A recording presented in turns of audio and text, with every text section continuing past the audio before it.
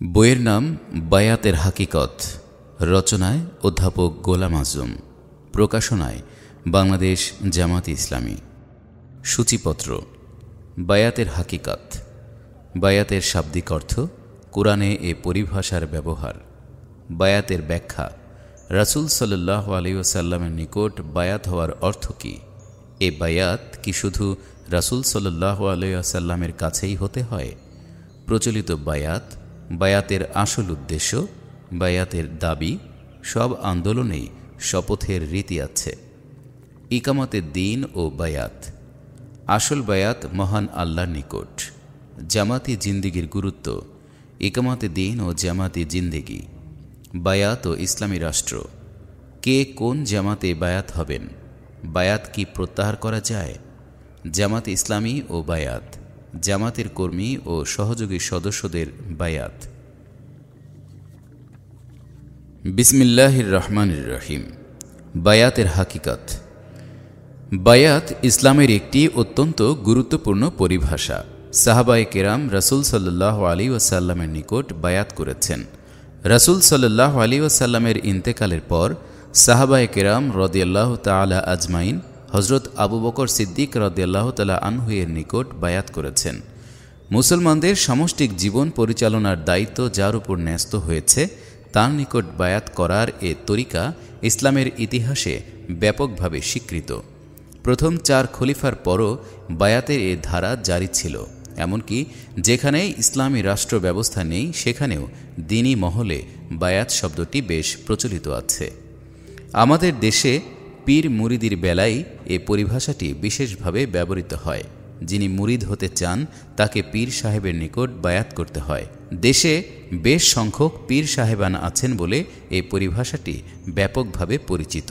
কিন্তু অনেকেই ইসলামের বায়াত পরিভাষাটির সঠিক তাৎপর্য অর্থাৎ হাকিকত জানেন না।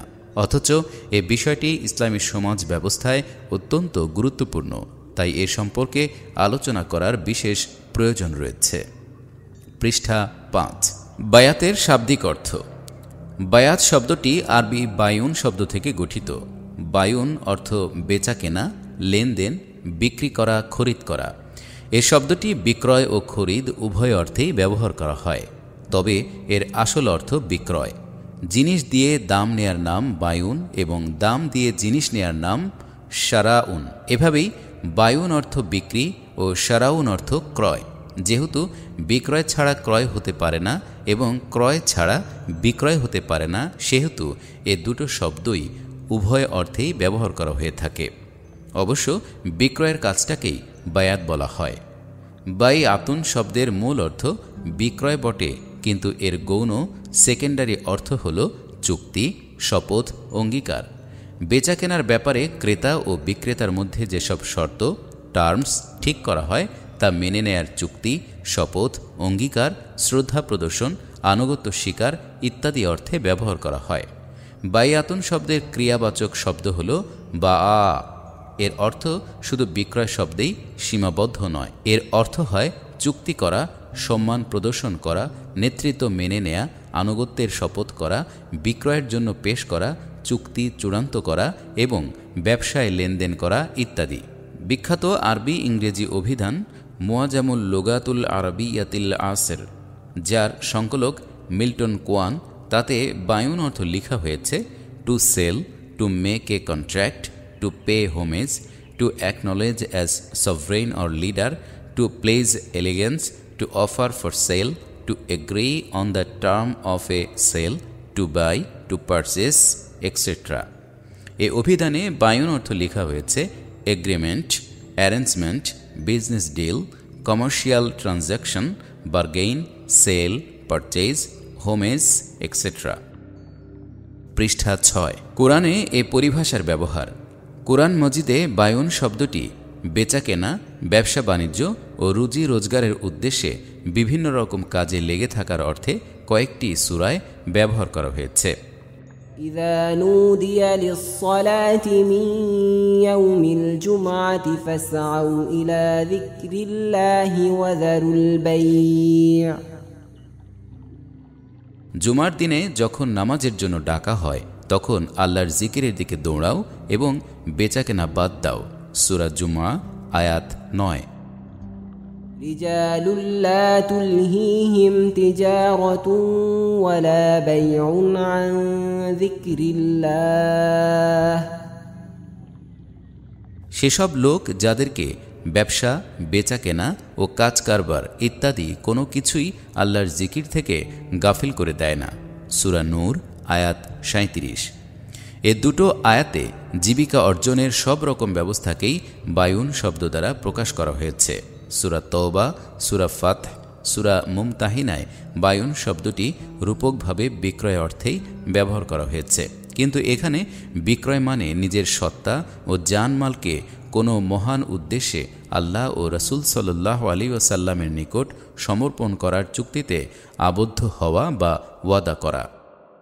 ইন্নাল্লাহা ইশতারা মিনাল মুমিনিনা আনফুসাহুম ওয়া আমওয়ালাহুম বিআন্না লাহুমুল জান্নাহ يقاتلون في سبيل الله فيقتلون ويقتلون وعدا عليه حقا في التوراة والإنجيل والقرآن ومن أوفى بعهده من الله فاستبشروا ببيعكم الذي بايعتم به وذلك هو الفوز العظيم।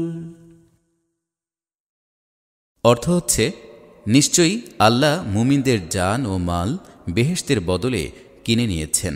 তারা আল্লাহর পথে লড়াই করে, দুশমনকে মারে এবং নিজেরাও নিহত হয়। পৃষ্ঠা 7। তাওরাত, ইনজিল ও কুরআনে তাদের জন্য বেহেশত দেয়ার এই ওয়াদা আল্লাহর দায়িত্বে একটা পাকা ওয়াদা। আল্লাহর চেয়ে বেশি ওয়াদা পূরণকারী আর কে আছে? সুতরাং তোমরা সন্তুষ্ট থাকো, এটাই সবচেয়ে বড় কামিয়াবি। সূরা তওবা আয়াত 111। ইন্নাল্লাযীনা ইউবাইউনাকা ইন্নামা ইউবাইউনাল্লাহ ইয়াদুল্লাহি ফাওকা আইদিহিম। হে রাসূল, যেসব লোক আপনার নিকট বায়াত করছিল তারা আসলে আল্লাহর নিকটই বায়াত করছিল, তাদের হাতের উপর আল্লাহর কুদরতের হাত ছিল। সূরা ফাতহ আয়াত 10। লাকাদ রাদিয়াল্লাহু আনিল মুমিনিনা ইয ইউবাইউনাকা তাহতাশ শাজারাহ। হে রাসূল, আল্লাহ মুমিনদের উপর সন্তুষ্ট হয়েছেন যখন তারা গাছের নিচে আপনার নিকট বায়াত করছিল। সূরা ফাতহ আয়াত 18। ইয়া আইয়ুহান নাবিয়্যু ইযা জাআকাল মুমিনাতু ইউবাই'নাকা আলা আল্লা ইউশরিকনা بالله شيئا ولا يسرقن ولا يزنين ولا يقتلن أولادهن ولا يأتين ببهتان يفترينه بين أيديهن وأرجلهن ولا يعصينك في معروف فبايعهن واستغفر لهن الله إن الله غفور رحيم।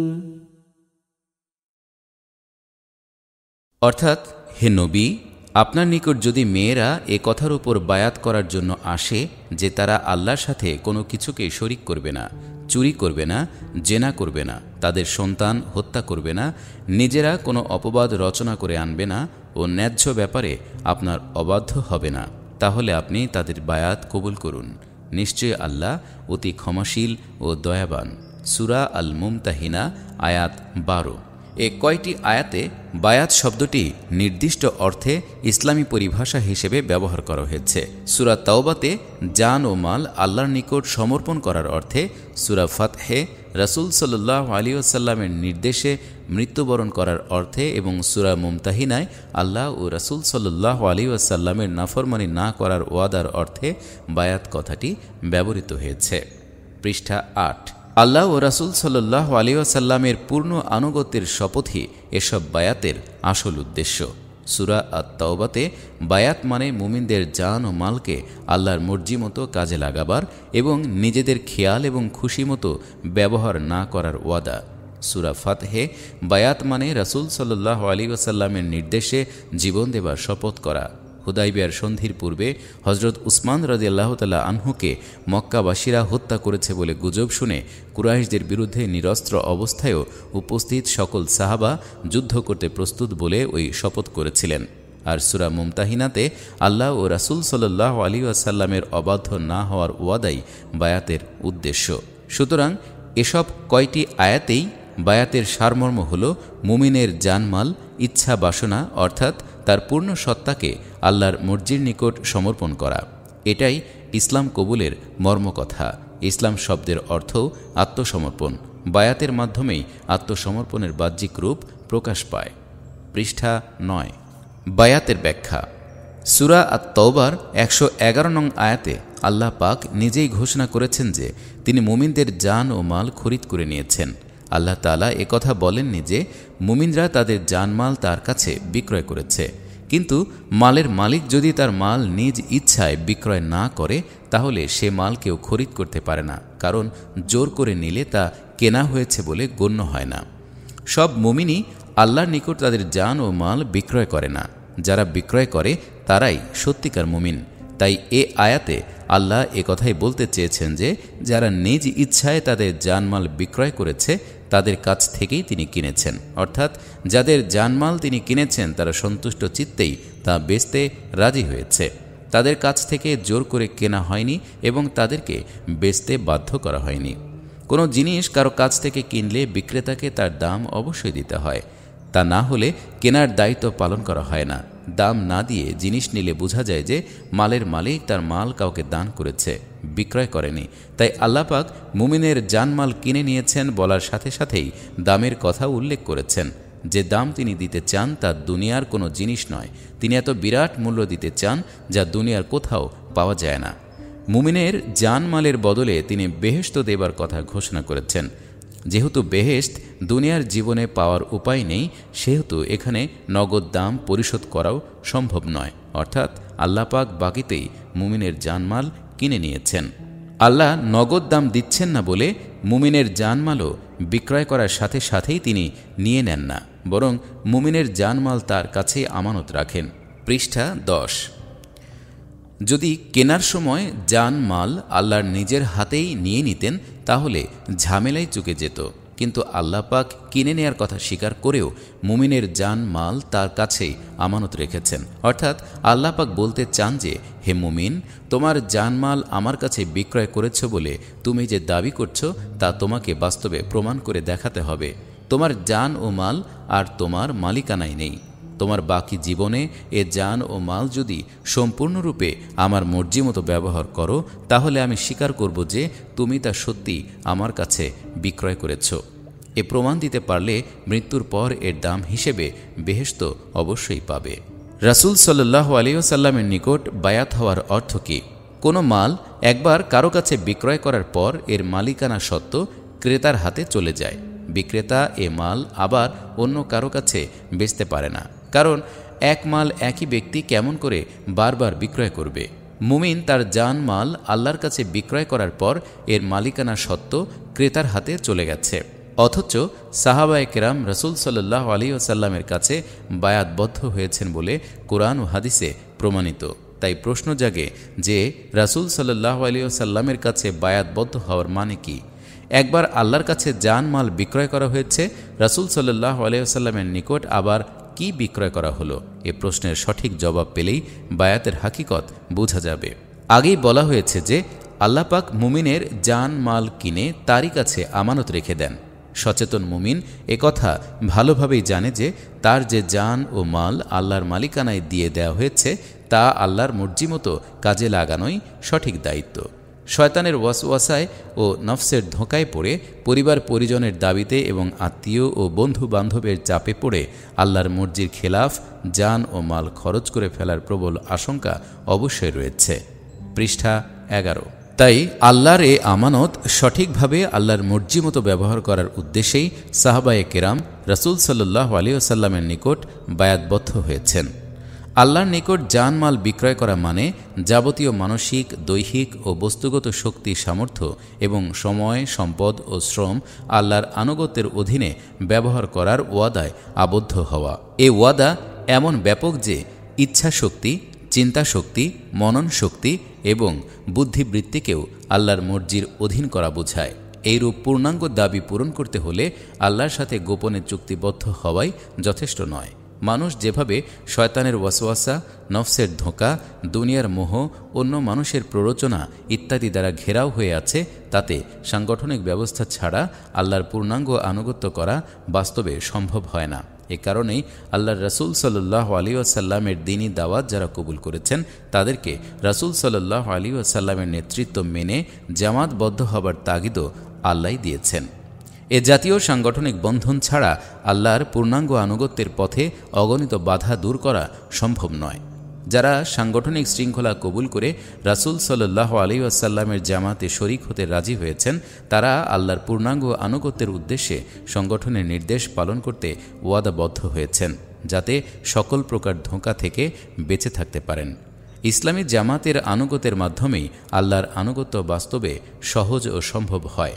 জামাতের আনুগত্যের এ শপথই ইসলামী পরিভাষায় বায়াত নামে পরিচিত। সাহাবায়ে কেরাম রাসূল সাল্লাল্লাহু আলাইহি ওয়াসাল্লামের নিকট যে বায়াত নিয়েছেন তা এ আনুগত্যেরই শপথ। সাহাবায়ে কেরামের বাস্তব জীবন এ কথারই সাক্ষী যে তারা বায়াতের এ তাৎপর্য অক্ষরে অক্ষরে পালন করেছেন। এ বায়াতের দাবি হল রাসূল সাল্লাল্লাহু আলাইহি ওয়াসাল্লামের পূর্ণ আনুগত্য। তাই দেখা যায় যে রাসূল সাল্লাল্লাহু আলাইহি ওয়াসাল্লাম কোনো কাজের নির্দেশ দিলে বিনা ওজরে সাহাবায়ে কেরাম তা পালন করতেন। যারা কৃত্রিম ওজর পেশ করত তাদেরকে কোরআনে মুনাফিক বলা হয়েছে। একবার রাসূল সাল্লাল্লাহু আলাইহি ওয়াসাল্লাম সবাইকে যুদ্ধে যাবার হুকুম দিলেন। এক সাহাবীর মা মৃত্যুশয্যায় থাকা সত্ত্বেও তিনি যুদ্ধে যাবার জন্য প্রস্তুত হয়ে যথাসময়ে হাজির হয়ে গেলেন। পৃষ্ঠা 12। তিনি রাসূল সাল্লাল্লাহু আলাইহি ওয়াসাল্লামকে মায়ের অবস্থাটা জানালেন। ওজর পেশ করে না যাওয়ার উদ্দেশ্য অবশ্যই ছিল না, কিন্তু অবস্থা জেনে রাসূল সাল্লাল্লাহু আলাইহি ওয়াসাল্লাম তাকে মায়ের খেদমতে পাঠিয়ে দিলেন।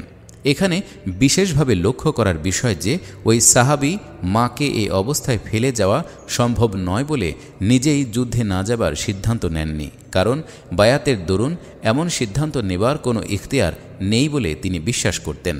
সিদ্ধান্ত নেয়ার অধিকার রাসূল সাল্লাল্লাহু আলাইহি ওয়াসাল্লামের হাতে তিনি তুলে দিয়েছেন বায়াতের মাধ্যমে।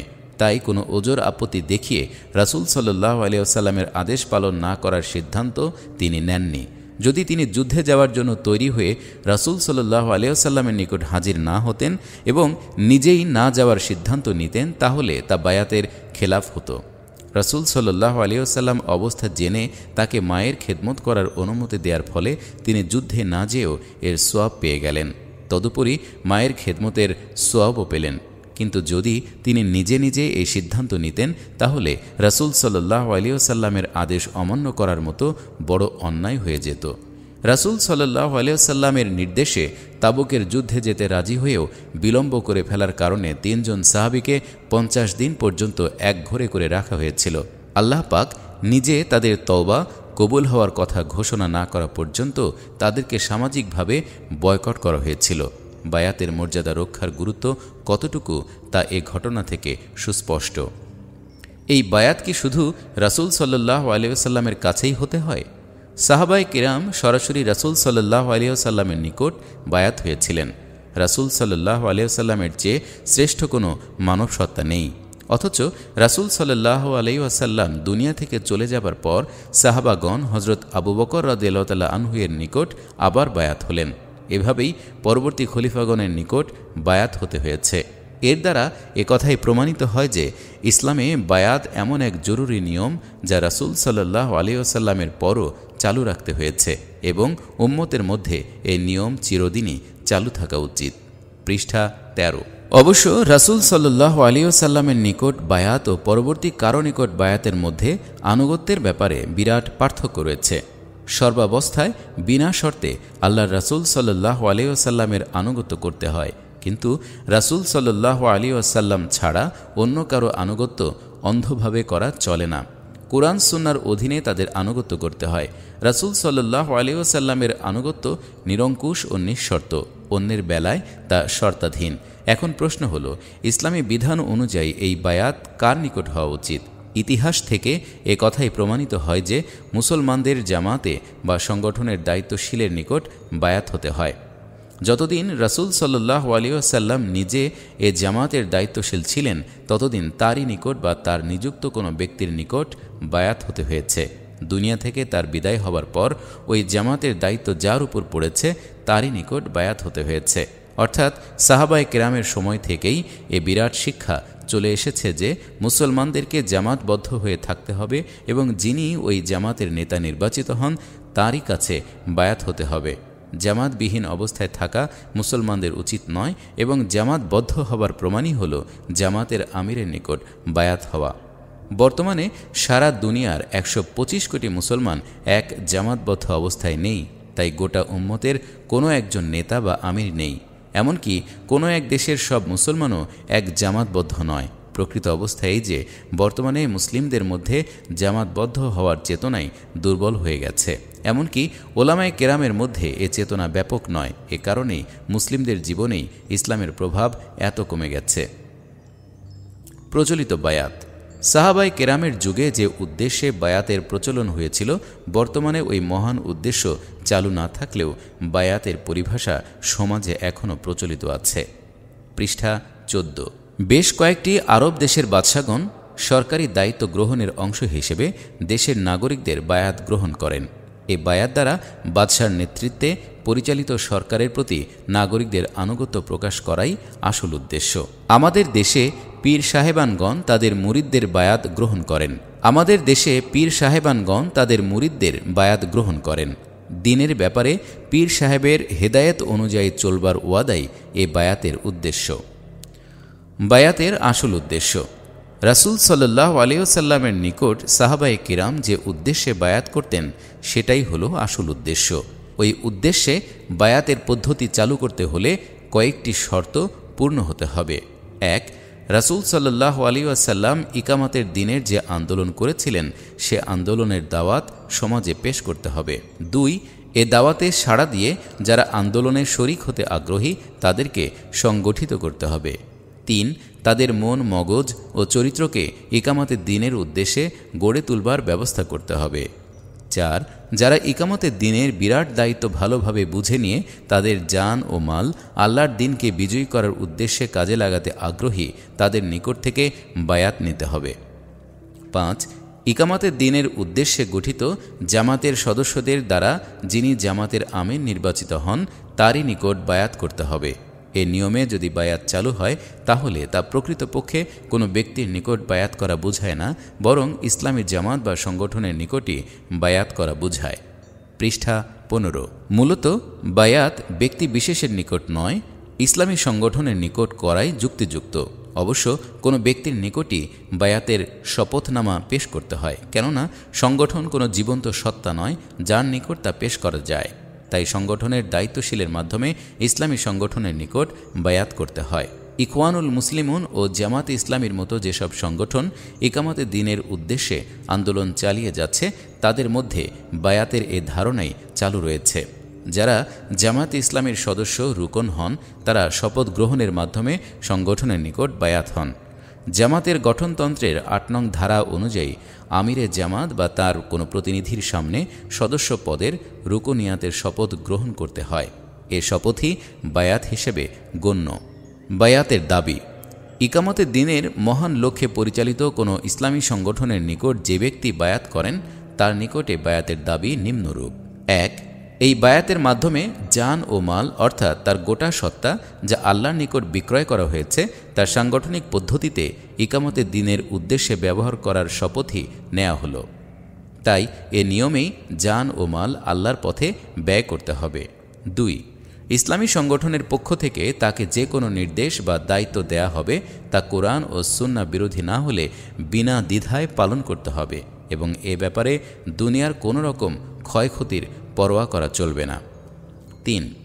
যদি সংগঠনের কোনো দায়িত্বশীলের নির্দেশ সঠিক নয় বলে কারো মনে হয় তাহলে সংশ্লিষ্ট দায়িত্বশীলদের সাথে আলোচনা করে মীমাংসায় পৌঁছাতে হবে। আলোচনা ছাড়াই নির্দেশ পালনে অবহেলা করা হলে বায়াতের খেলাপ হবে বলে এ বিষয়ে সাবধান থাকতে হবে। পৃষ্ঠা 16। 4.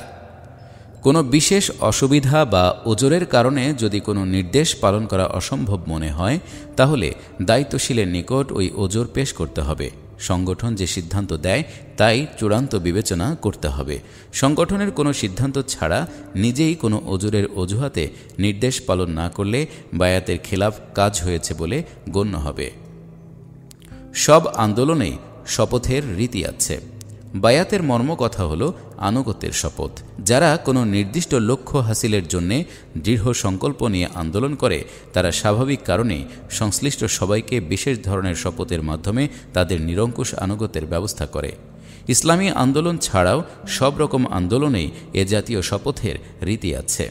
লক্ষ্য হাসিলের উদ্দেশ্যে জীবন বিসর্জনের যে শপথ নেওয়া হয় তা অগ্নি শপথ বা রক্ত শপথ বা দৃপ্ত শপথ ইত্যাদি নামে পরিচিত। এমনকি নিজ দেহের রক্ত দিয়ে শপথ নামায় দরখাস্ত করার রীতিও চালু রয়েছে।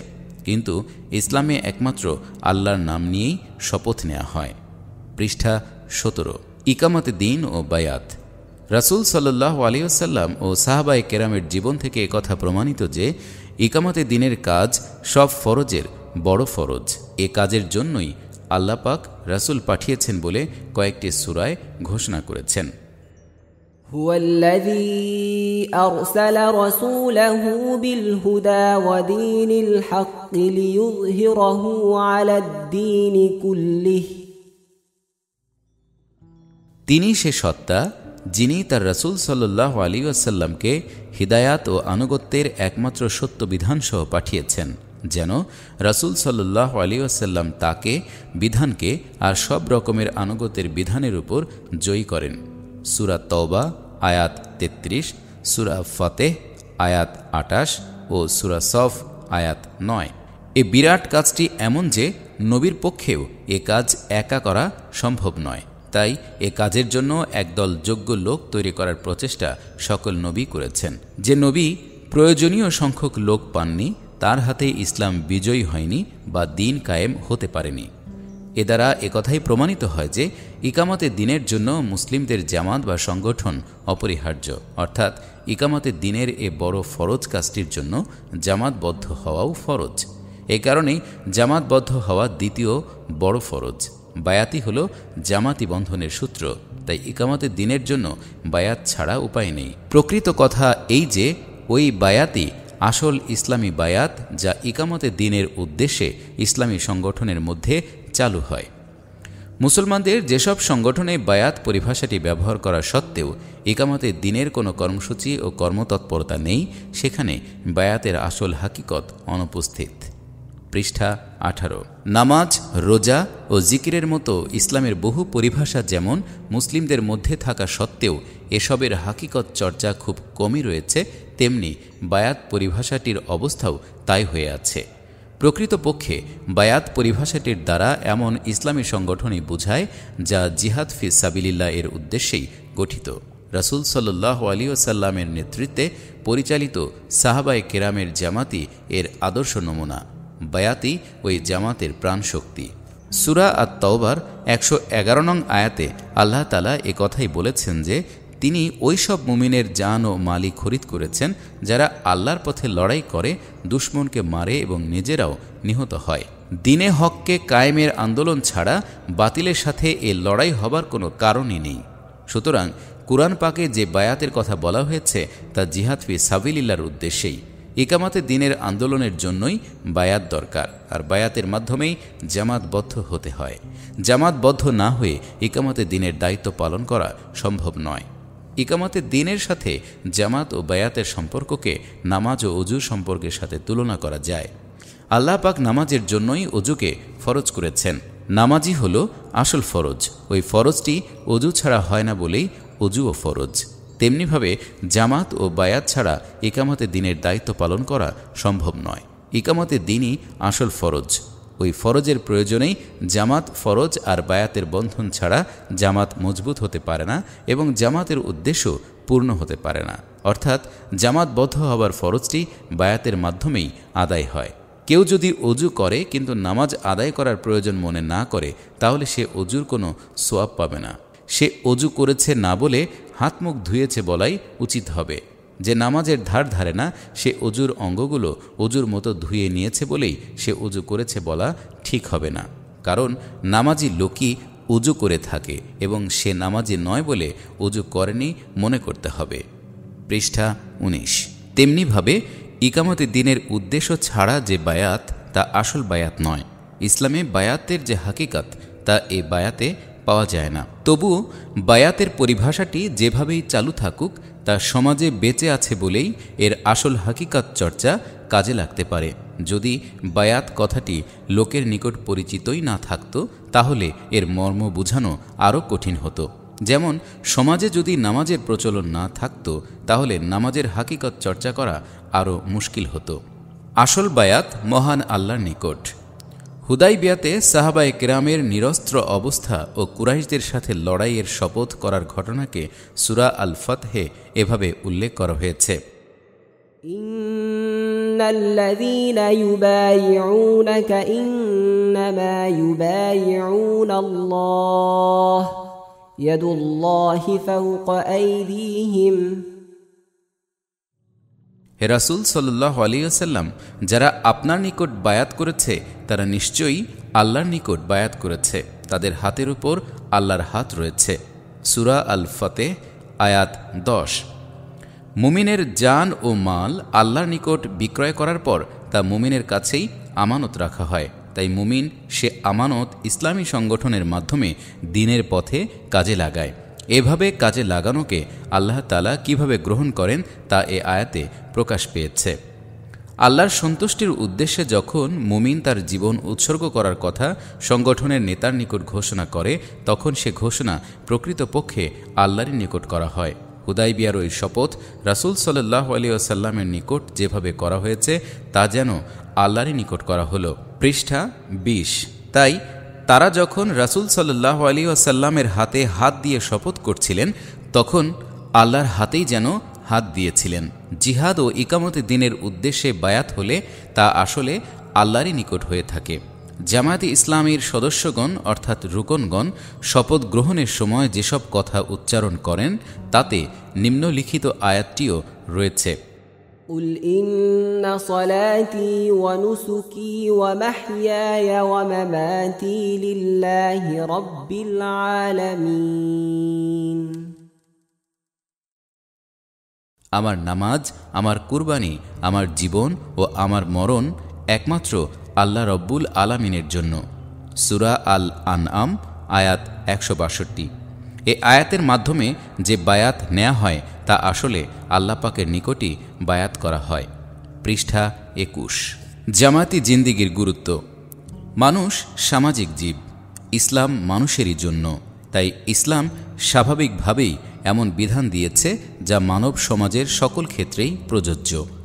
ব্যক্তির সমষ্টি সমাজ, তাই ব্যক্তিকে সমাজ জীবনের উপযোগী করে গড়ে তোলার জন্য ইসলাম এত বিস্তারিত বিধিবিধান দিয়েছেন। ব্যক্তির জীবন থেকে রাষ্ট্রীয় ও আন্তর্জাতিক পর্যায় পর্যন্ত একটি ভারসাম্যপূর্ণ পূর্ণাঙ্গ বিধানই মানব জাতির কল্যাণের জন্য অপরিহার্য। এ জাতীয় বিধান একমাত্র আল্লাহই দিতে সক্ষম। তাই ইসলামই একমাত্র বিশ্বজনীন বিধান। ওই পূর্ণাঙ্গ বিধানকে মানব সমাজে চালু করার দায়িত্ব দিয়েই রাসূল সাল্লাল্লাহু আলাইহি ওয়াসাল্লামকে পাঠানো হয়েছে। সমাজ গঠনের কাজ সামাজিক প্রচেষ্টা ছাড়া কিছুতেই সম্ভব নয়। ইসলামকে বিজয়ী করার জন্য রাসূলের চেয়ে বেশি যোগ্য কেউ হতে পারে না, কিন্তু সব রাসূলের জীবনে ইসলাম বিজয়ী হয়নি। কারণ ইসলামকে বিজয়ী করার যোগ্য একদল লোক জোগাড় না হলে যোগ্যতম রাসূলের পক্ষেও এ কাজ সমাধা করা সম্ভব নয়। এ কারণেই প্রত্যেক রাসূল সকল মানুষকে দ্বীনের দাওয়াত দেওয়ার পর যারা সাড়া দিয়েছেন তাদেরকে ফাত্তাকুল্লাহা ওয়া আতিউন, আল্লাহকে ভয় করো এবং আমার আনুগত্য করো বলে সাংগঠনিক দাওয়াতও দিয়েছেন। এ দ্বারা একথাই প্রমাণিত হয় যে রাসূল সাল্লাল্লাহু আলাইহি ওয়াসাল্লামের প্রতি ঈমান আনা যেমন ফরজ, ঈমানদারদের জামাতবদ্ধ হওয়াও তেমনি ফরজ। পৃষ্ঠা 22। রাসূল সাল্লাল্লাহু আলাইহি ওয়াসাল্লাম জামাতি জিন্দেগির উপর গুরুত্ব আরোপ করতে গিয়ে বলেছেন, আনা আমুরুকুম বিখামসিন আল্লাহু আমারানি বিহিন্নাল জামাআতি ওয়াস সামঈ ওয়াত তাআতি ওয়াল হিজরতি ওয়াল জিহাদি ফি সাবিলিল্লাহ। আমি তোমাদেরকে এমন 5টি কথার হুকুম দিচ্ছি যা আল্লাহ আমাকে হুকুম করেছেন: সংগঠনবদ্ধ হওয়া, নেতার কথা শোনা, আনুগত্য করা, হিজরত করা ও আল্লাহর পথে জিহাদ করা। মুসনাদে আহমদ, তিরমিজি। ইযা কানা সালাসাতুন ফি সাফারিন ফালইউআম্মিরু আহাদুকুম। যখন 3 জন লোক সফরে যাও তখন তোমাদের একজনকে আমির বানাও। আবু দাউদ। মান ফারাকাল জামাআতা শিবরং ফাকাদ খলা রিবকাতাল ইসলামি মিন উনুকিহি। যে ব্যক্তি জামাত পরিত্যাগ করল সে ইসলামের শিকল তার গলা থেকে ছুঁড়ে ফেলল। মুসনাদে আহমদ ও তিরমিজি। মুসলিম জীবনে জামাতের এ বিরাট গুরুত্বের দরুনই ফরজ নামাজ জামাতে আদায় করার জন্য এত তাগিদ হাদিসে রয়েছে। যারা নামাজের জামাতে আসে না, রাসূল সাল্লাল্লাহু আলাইহি ওয়াসাল্লাম তাদের বাড়িঘর জ্বালিয়ে দেওয়ার ইচ্ছা পর্যন্ত প্রকাশ করেছেন। কুরআন, হাদিস ও সাহাবায়ে কিরামের জীবন এ কথাই প্রমাণ করে যে জামাতবদ্ধ জীবনযাপন করা ফরজ। পৃষ্ঠা 23। ইকামাতে দিন ও জামায়াতি জিন্দেগি। ইকামাতে দিনের দায়িত্ব পালন করতে গিয়েই রাসূল সাল্লাল্লাহু আলাইহি ওয়াসাল্লাম সাহাবায়ে কেরামকে জামাতবদ্ধ করেছেন। দিনকে বিজয়ী করার দায়িত্ব যদি ফরজ হয়ে থাকে তাহলে জামাতবদ্ধ হওয়া ফরজ হওয়া স্বাভাবিক। আর জামাতবদ্ধ হবার বন্ধন সূত্রই হল বায়াত। বায়াতের মাধ্যমেই জামাতের বন্ধন মজবুত হয়। জামাতে ইসলামের সদস্য অর্থাৎ রুকন হিসেবে যে শপথ গ্রহণ করতে হয় তা প্রকৃতপক্ষে ওই বায়াতেরই বাস্তব রূপ। শুধু শপথ বা হলফ শব্দ দ্বারা ওই দিনই গুরুত্ব বুঝায় না যা বায়াত শব্দ দ্বারা বুঝায়। তাই সদস্য পদের রুকনিয়াতের শপথকে বায়াতের মর্যাদা সম্পন্ন মনে করা উচিত। এছাড়া জামাতের আনুগত্যের সঠিক শরঈ চেতনা জাগ্রত হতে পারে না। প্রত্যেক সংগঠনেই শপথের রীতি চালু রয়েছে। জামাতের সদস্যদের অর্থাৎ রুকনদের শপথ গতানুগতিক ধরনের নয়। এ শপথের ভাষা থেকে বোঝা যায় যে বায়াতের শরঈ প্রয়োজন এতে সঠিকভাবেই পূরণ হয়। পৃষ্ঠা 24। বায়াত ও ইসলামী রাষ্ট্র। কেউ কেউ মনে করেন যে ইসলামী রাষ্ট্র ব্যবস্থার সাথেই বায়াতের অস্তিত্ব নির্ভরশীল। তাদের মতে রাষ্ট্র ব্যবস্থা না থাকলে বায়াতেরও প্রয়োজন নেই। এ কথার যুক্তি বোধগম্য নয়। ইসলামী রাষ্ট্র ব্যবস্থা আপনিতেই চালু হয় না। জামাতবদ্ধ প্রচেষ্টার ফলেই ইসলামী রাষ্ট্র ব্যবস্থার জন্ম। আর জামায়াতি জিন্দেগির সাথেই বায়াতের সম্পর্ক। বায়াতের মজবুত সূত্রে আবদ্ধ জামাতের মাধ্যমেই ইসলামী রাষ্ট্র ব্যবস্থা কায়েম হওয়া সম্ভব। সুতরাং বায়াতের ফসলই ইসলামী রাষ্ট্র। ইসলামী রাষ্ট্র বায়াত ব্যবস্থা ছাড়া কায়েমই হতে পারে না। মদিনায় ইসলামী রাষ্ট্র ব্যবস্থা কায়েম হবার পূর্বে রাসূল সাল্লাল্লাহু আলাইহি ওয়াসাল্লামের মক্কি জীবনে কি সাহাবায়ে কেরাম বায়াতভুক্ত হননি? রাসূল সাল্লাল্লাহু আলাইহি ওয়াসাল্লামের নিকট বায়াতভুক্ত হওয়ার জন্য কি ইসলামী রাষ্ট্র কায়েম পর্যন্ত অপেক্ষা করা হয়েছিল?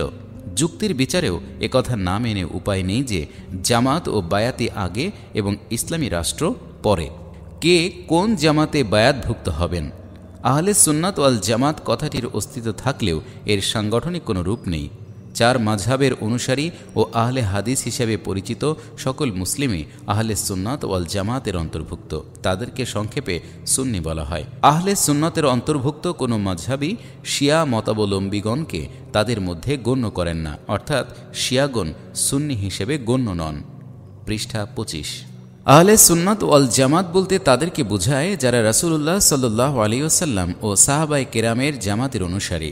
আল্লাহ পাক তার রাসূল সাল্লাল্লাহু আলাইহি ওয়াসাল্লামকে একমাত্র উৎকৃষ্ট আদর্শ উসওয়াতুন হাসানা ঘোষণা করেছেন এবং রাসূল সাল্লাল্লাহু আলাইহি ওয়াসাল্লাম তার সাহাবাগণকে তার আদর্শের সত্যিকার অনুসারী বলে সার্টিফিকেট দিয়েছেন। অর্থাৎ আল্লাহর রাসূল সাল্লাল্লাহু আলাইহি ওয়াসাল্লামই একমাত্র উসওয়াতুন হাসানা বটে, কিন্তু ইত্তেবায়ে রাসূল সাল্লাল্লাহু আলাইহি ওয়াসাল্লামের আনুগত্যের ব্যাপারে সাহাবায়ে কেরামই উসওয়ায়ে হাসানা।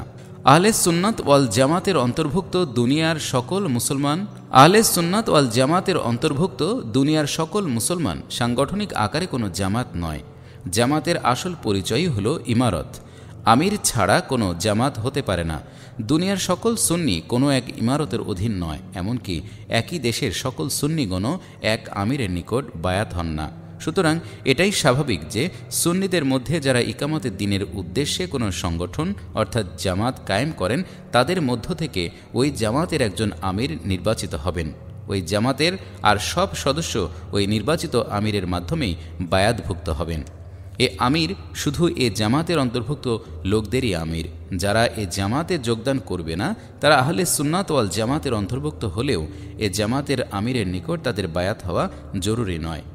এ কারণেই জামাত ইসলামের আমির দেশের সকল সুন্নি মুসলমানের আমির নন। যারা জামাত ইসলামের সদস্য বা রুকন হন, শুধু তারাই এই আমিরের মাধ্যমে জামাতের নিকট বায়াতভুক্ত হন।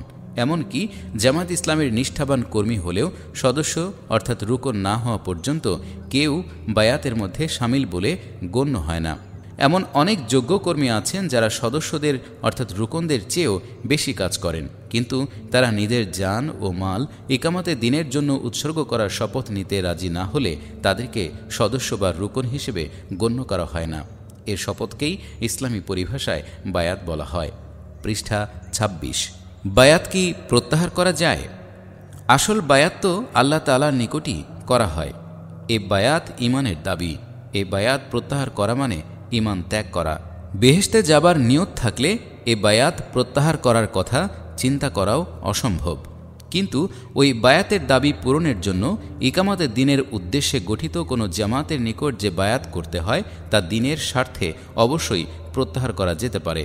কোনো জামাতের নিকট বায়াতভুক্ত হবার পর যদি এর চাইতেও উন্নত মানের দ্বীনী জামাতের সন্ধান পাওয়া যায়, তাহলে নিম্নমানের জামাতের নিকট থেকে বায়াত প্রত্যাহার করে ওই উন্নত মানের জামাতের নিকট বায়াত নেয়াই উচিত। এই অবস্থায় বায়াত প্রত্যাহার করা মোটেই দোষণীয় নয়, কারণ উৎকৃষ্টতর জামাতের নিকট বায়াত করার উদ্দেশ্যে পূর্বের বায়াত প্রত্যাহার করা আসলে প্রত্যাহার নয়, বায়াতের স্থান বদল মাত্র। কিন্তু নিজের কোনো দুর্বলতার দরুন বা ইসলামী আন্দোলনের পথে চলা কঠিন মনে করে যদি কেউ বায়াত প্রত্যাহার করে বা জামাত পরিত্যাগ করে, তাহলে সে ঈমানের চরম দুর্বলতার পরিচয় দেয়। এ বিষয়ে হাদিসে কঠোর সতর্কবাণী উচ্চারণ করা হয়েছে। ইয়াদুল্লাহি মা আল জামাআতি ওমান সাজ্জা সুজ্জা ফিন্নার। জামাতের সাথে আল্লাহর রহমত থাকে, যে বিচ্ছিন্ন হয় সে দোজখেই নিক্ষিপ্ত হয়। তিরমিজি। পৃষ্ঠা ২৭। মান মাতা ওয়ালাইসা ফি উনুকিহি বায়াতুন মাতা মাইতাতুন জাহিলিয়াতান। যে ব্যক্তি বায়াতের বন্ধন ছাড়াই মারা গেল সে জাহিলিয়াতের মৃত্যুবরণ করল। মুসলিম। মান খরাজা মিন তাআতি ওয়া ফারাকাল জামাআতা ফামাতা মাইতাতান জাহিলিয়াতুন। যে ব্যক্তি আনুগত্য পরিত্যাগ করল এবং জামাত থেকে বিচ্ছিন্ন হয়ে মারা গেল সে জাহিলিয়াতের মৃত্যুবরণ করল। মুসলিম। পৃষ্ঠা ২৮। জামাতে ইসলামী ও বায়াত। জামাতে ইসলামের আমির ও সদস্যদের অর্থাৎ রুকনদের মধ্যে বায়াতের এ সম্পর্কের ব্যাপারে যাতে আনুগত্যের সীমা সামান্য লঙ্ঘন না হয়, সে উদ্দেশ্যে একটি গঠনতন্ত্র দ্বারা গোটা সংগঠন পরিচালিত ও নিয়ন্ত্রিত হয়। আমিরকে সদস্যদের বা রুকনদের ভোটে নির্বাচিত মজলিসে শুরার নিকট জবাবদিহি করতে হয়। কোরআন ও সুন্নাহর দৃষ্টিতে আমিরের কোনো ভুল হলে সংশোধনমূলক পদক্ষেপ নেবার জন্য গঠনতন্ত্রে সুস্পষ্ট বিধান রয়েছে। এমনকি আমিরের বিরুদ্ধে অনাস্থা প্রকাশ করার জন্য গঠনতান্ত্রিক পদ্ধতি আছে। পীর মুরিদির মধ্যে বায়াতের পরিভাষাটি সীমাবদ্ধ অর্থে ব্যবহার করা হয়। জামাতের মধ্যে সদস্য পদের অর্থাৎ রুকনিয়াতের শপথের ক্ষেত্রে তা অনেক ব্যাপক অর্থে প্রচলিত। জামাতের সদস্য তথা রুকন হওয়া মানে আল্লাহর দ্বীনের জন্য জান ও মাল আল্লাহর নামে ও তাঁরই সন্তুষ্টির আশায় সম্পূর্ণ উৎসর্গ করার শপথ নেয়া। বায়াতের যে অর্থ সাহাবায়ে কেরামের যুগে ছিল, জামাতের সদস্য পদ তথা রুকনিয়াত দ্বারা সে অর্থই বুঝায়। জামাতের গঠনতন্ত্রে বায়াত পরিভাষাটি ব্যবহার করা না হলেও এর চেতনা ও তাৎপর্য অবশ্যই সদস্য পদের তথা রুকনিয়াতের শপথের মধ্যে রয়েছে। আল্লাহর দ্বীন কায়েমের মহান সংকল্প নিয়ে নিজের জান ও মাল, সময় ও শ্রম এবং দৈহিক ও মানসিক যাবতীয় যোগ্যতা কুরবানি দেবার যে শপথ নিয়ে জামাতের সদস্য পদ তথা রুকনিয়াত কবুল করতে হয়, তা যে কুরআন ও হাদিসের পরিভাষায় বায়াতেরই অনুরূপ, সে উপলব্ধি ও চেতনা সৃষ্টি এ পুস্তিকার মূল উদ্দেশ্য। পৃষ্ঠা ২৯। আল্লাহ পাক বায়াতের এ চেতনা দ্বারা সকল সদস্যকে অর্থাৎ রুকনকে উদ্বুদ্ধ করুন ও কর্মতৎপর রাখুন। আমিন। 1941 সালে মাওলানা মওদুদী রহমতুল্লাহ আলাইয়ের উদ্যোগে লাহোরে সর্বপ্রথম যখন জামাতে ইসলামী গঠিত হয়, তখন জামাতের প্রতিষ্ঠাতা সদস্যগণ তথা রুকনগণ যে শপথ গ্রহণ করেছিলেন তার বিবরণ নিম্নরূপ। সর্বসম্মতভাবে সৈয়দ আবুল আলা মওদুদী সাহেবকে আমির নির্বাচিত করা হয়। বায়াতের প্রচলিত রীতি অবলম্বন করা হয়নি, বরং গোটা জামাত একসাথে এ শপথ নিয়েছে যে উপরোক্ত ব্যাখ্যা অনুযায়ী সবাই আমিরের আনুগত্য করবেন এবং তার হুকুম মেনে চলবেন। এই বায়াতে আম সামষ্টিক বায়াত আদায়ের পর আবার ওই কান্নাকাটির অবস্থাই সৃষ্টি হল, যা পূর্বে ঈমান তাজা করার সময় হয়েছিল।